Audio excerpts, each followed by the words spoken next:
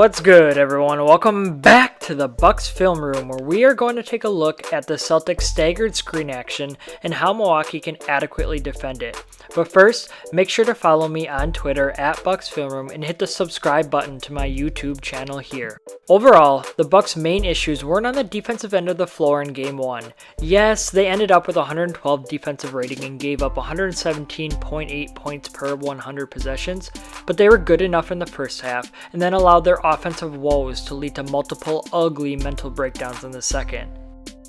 However, one area I want to highlight on defense is the Celtics staggered ball screen.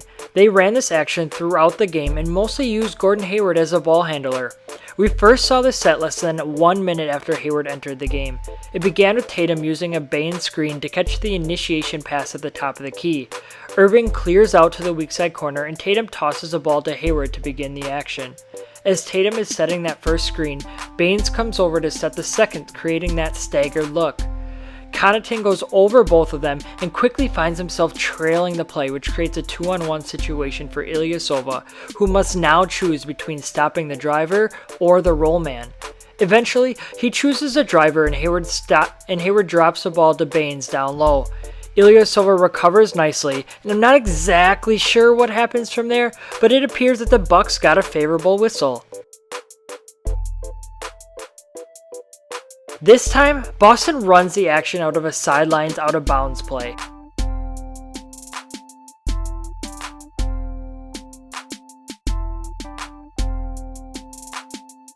Irving and Baines set the screen for Hayward, and notice how that whole side of the floor is cleared out. That's by design, and it allows Hayward to snake dribble back to the right side of the court for the layup. Baines also sees this, and he shows off that nifty sail, which creates the necessary room.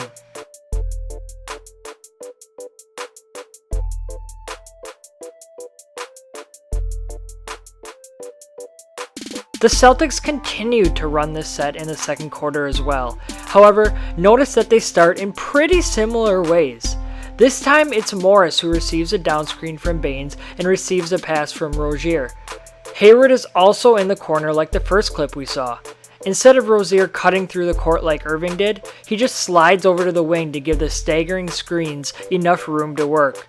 Hayward comes off the picks like before, and this time he uses his strength and size advantage over Connaughton to keep him on his back hip, and he hits the tough runner in the lane.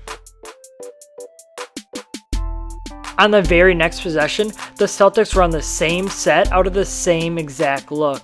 The Bucks are beginning to react appropriately this time, and Hayward has to work a little bit harder to come off the staggered screens. Overall, Milwaukee does a lot better job of collapsing in the paint and forcing Hayward to kick the ball outside. Let's take a look at these two clips side by side so we can break down the difference even more. The top clip came at the 8:20 mark of the second quarter, and the bottom one was the very next possession. The two major changes are Giannis and Eric Bledsoe. On the top clip, Giannis stayed put outside the lane as he was unsure if he should either help on the roll defender or stay on the perimeter. He's a lot more decisive the next time around as he makes contact with Baines. Bledsoe also digs a lot harder and ends up getting a piece of the ball and disrupting the play. Even with those adjustments, Milwaukee must be ready for the next look in the progression. As the Bucks dropped Ersan to the block this time in order to prevent the drive, Hayward kicks it to the corner for a good open look even if it didn't fall.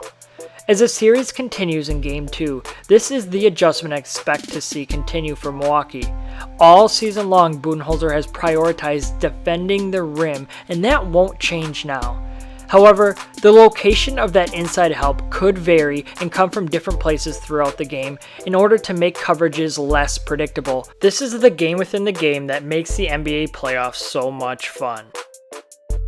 Well, thanks for tuning in, Bucks fans. Make sure to follow me on Twitter at Bucks Film Room and subscribe to my YouTube channel here. Catch you next time.